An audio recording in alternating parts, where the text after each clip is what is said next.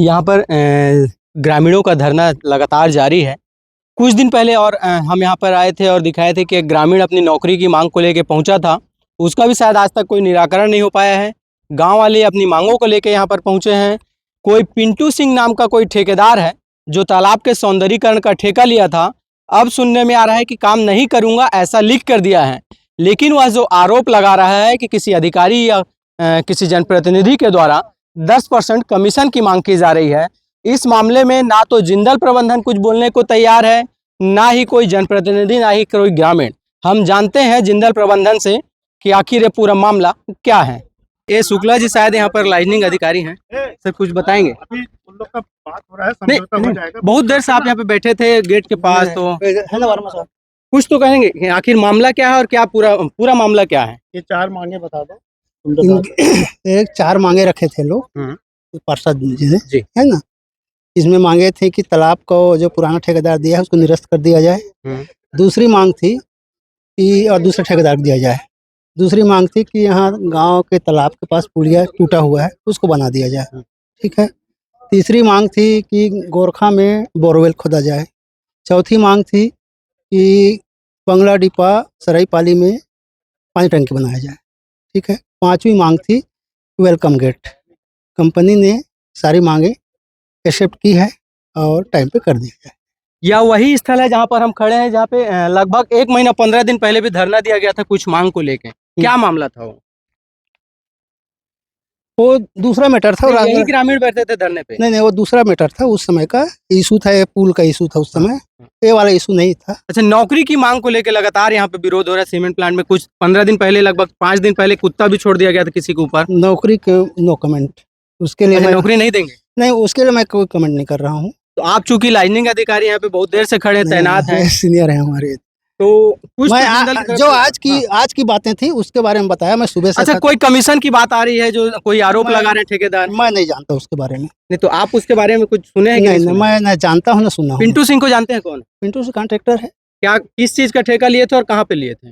वो लिया था, उसको मिला था तालाब घर इसको खुदाई का। कितने का ठेका था? वो कॉन्ट्रैक्टर बता पाएगा, मेरे को आइडिया नहीं है। क्योंकि आप लाइजनिंग अधिकारी हैं, आपको अमाउंट पहले से यहाँ पे क्लियर था कि कितने का था? नहीं, कितना रुपया माइनस में लिया था, ये तो जानकारी है? नहीं, वो नहीं है। वो क्या है, कॉन्ट्रैक्टर बिडिंग होता है, उसमें अपना दावा करते हैं, जो बिडिंग होता है उसके हिसाब से उनको ठेका मिलता है।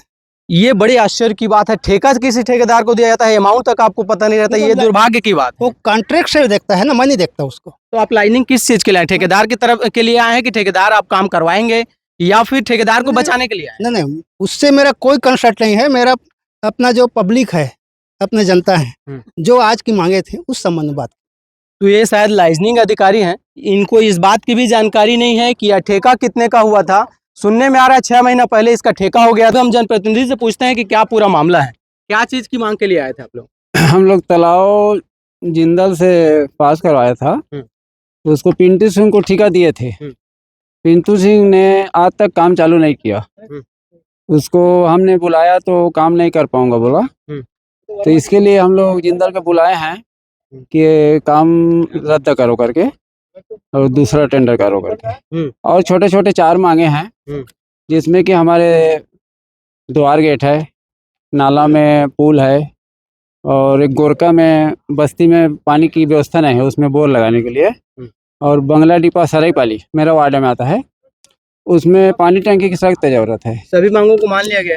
मान लिया गया है, लेकिन अभी लिख के नहीं दिए हैं, लिख के देंगे।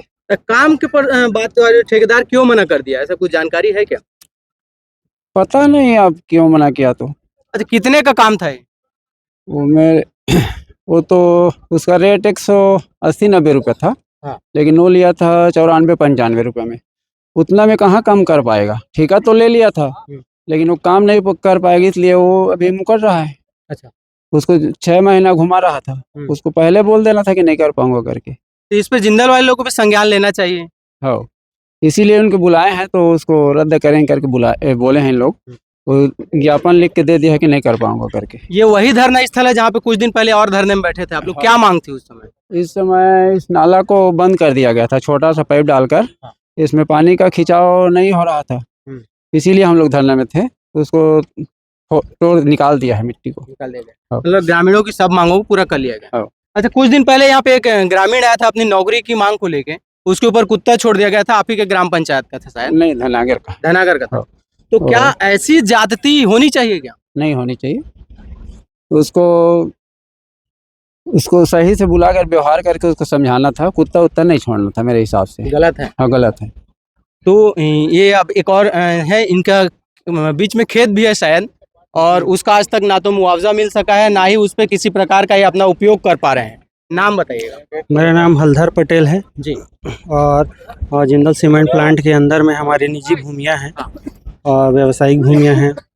तो आए दिन जिंदल प्रबंधन के द्वारा किसी न किसी माध्यम से हम लोग को परेशान किया जाता है और क्षतिपूर्ति मांगने पर कहीं कोई सुनवाई नहीं है। मेरे कहने का मतलब बोलते क्या है? एक दूसरे अधिकारी के ऊपर डाल दिया जाता है। अच्छा, मैं अभी सूचना पटल पढ़ रहा था, उसमें बताया गया था कि आने जाने के लिए आपको रास्ता दिया जाएगा, लेकिन ये तो बड़ा सा गेट, एक आदमी तो ढकेल भी नहीं पाएगा ऐसा लग रहा है। जी जी, तो जा सकते हैं आप शांति से? ये बिल्कुल असत्य बात है। आज हम लोग सुबह 6 बजे जब हमारे खेत को जाने के लिए निकले तो मेरे खेत तक पहुंचने के लिए 3 ठो बड़े बड़े लोहे के गेट बने हुए हैं। तीनों में ताला लगा हुआ था और मैंने वहाँ के भारी संख्या में गार्ड भी तैनात थे। मैंने रोकने का प्रयास किया जा रहा था और मैं बोला भी गार्ड को कि हमारा खेत है, जाने दिया जाए, लेकिन जब तक उच्च अधिकारियों का हम लोग को नहीं बोला जाएगा, हम लोग नहीं खोलेंगे, ऐसा बोल दिया गया। यहाँ के जो सबसे सीनियर हैं जिंदल पैंथर के मिस्टर दीपक श्रीवास्तव सर, उन्होंने लिखित तौर पे दिया हुआ है बायराटन की हमारे व्यवसाय को, हमारे आने जाने में किसी प्रकार की रोक टोक नहीं होगी। लेकिन आज जब मैं सुबह देखा और जिस तरह से ताला यहाँ बंद हुआ था, मैं बहुत ही भयभीत हूँ और आए समय में कुछ भी घटना घटने की संभावना है। तो पहले तो आप अपने आप को सुरक्षित रखिए। सुनने में आता है कि कुत्ता छोड़ देते हैं, तो इससे बच के रहिएगा। आप क्या लगता है, ऐसा करना चाहिए? मानवीय कृत्य है ये बिल्कुल अमानवीय है। एक तो आस पड़ोस के लोगों को रोजगार नहीं मिल रहा है, आश्रित ग्रामों को, युवाओं को रोजगार नहीं दे रहे हैं। CSR फंड से इतना विकास कार्य होना चाहिए, लेकिन विकास कार्य के नाम पर एकदम जीरो है। आपको मैं बता दूं, ये जो जिंदल पैंथर सीमेंट है, ये 4 गांवों से मिलकर बना हुआ है, बरमुड़ा, सराईपाली, कोसमपाली और धनांगर। इन्वायरमेंट क्लियरेंस इंडियन गवर्नमेंट से और छत्तीसगढ़ शासन से भी इन्वायरमेंट क्लियरेंस मिला हुआ है। उसमें स्पष्ट कहा गया है कि 3 साल के अंदर जो आदेश जारी हुआ है 2020 का है, और उसमें लिखा हुआ है कि 3 साल के अंदर इन 4 गांवों में 32 करोड़ रुपए का यहाँ खर्च किया जाना है CSR में। लेकिन आप विश्वास मानिए, आप किसी से भी पूछेंगे, किसी भी CSR अधिकारी से, वो कोई हिसाब नहीं देंगे। ना शासन प्रशासन के पास इसका हिसाब है, ना जिंदल वालों के पास है। कहाँ है 32 करोड़, पता नहीं। तो ये ग्रामीण थे जो अपनी बातें बता रहे थे, आप बीती बता रहे थे कि क्या क्या समस्याएं आ रही हैं, और शायद आज जो धरना प्रदर्शन था उसके लिए इनकी सब मांगों को पूरा कर लिया गया है। बहरहाल अब देखना यह है कि जो मांगे पूरी हुई हैं या कब तक धरातल में पूरा होता है। पूरी करो। जिंदल प्रबंधन होश में आओ। जिंदल प्रबंधन होश में आओ। होश में आके काम करो। होश में आके काम करो। हमारी मांगे पूरी करो। गाँव की मांगे पूरी करो।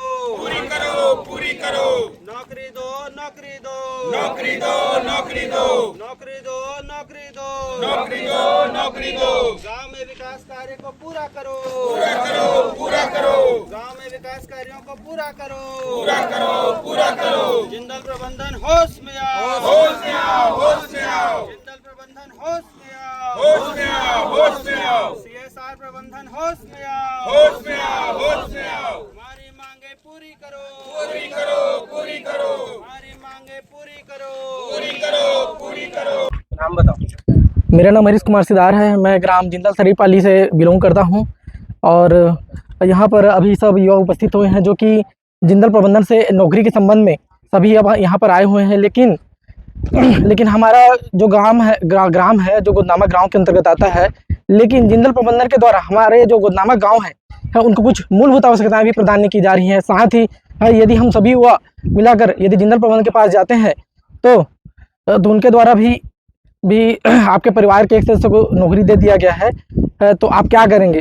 तो मेरा जिंदल प्रबंध से यह सवाल है कि यदि परिवार में 4 भाई हैं तो एक भाई को यदि नौकरी दिया जाता है तो बाकी 3 भाई क्या करेंगे?